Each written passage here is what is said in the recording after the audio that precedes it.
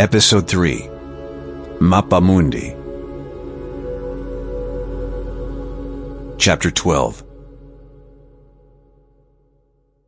9th July, 2011, Rome. Peter held the kitchen knife to his chest, just above his heart, and looked in the mirror. The morning sun was shining warmly through the bathroom window. Outside he could hear a bin lorry, a scent of diesel and the laughter of the spazzatini pulling the bins along the street wafted in. He had been standing there for over an hour now, clutching the knife in his hand, trying to come to terms with the reality that had gradually become clear to him. You are a monster. First there was the artificial hand, now this.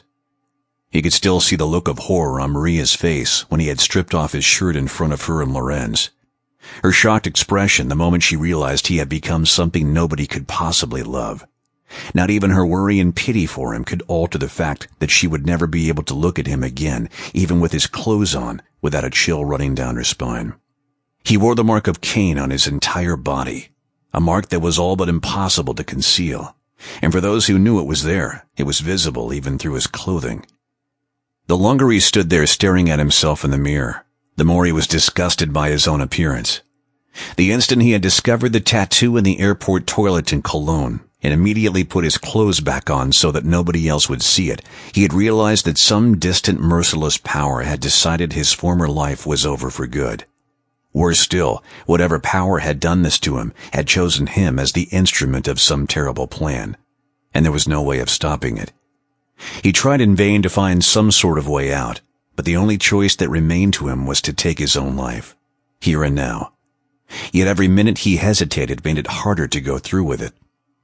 Peter closed his eyes, shaking, clenched his teeth and pressed the kitchen knife he had secretly taken earlier, harder and harder, into his chest. A tiny spot of blood welled up on the spot where his heart lay. Accept the fact and do the only thing you can, now. Instead he threw the knife away with a breathless sigh.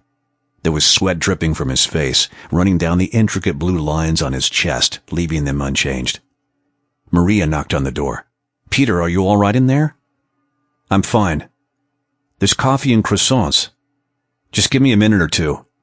Of course. Her forced good spirits only depressed him further. He put the knife on one side and dabbed a little spot of blood on his chest. After all, it would be a shame to make a scar on such a masterpiece.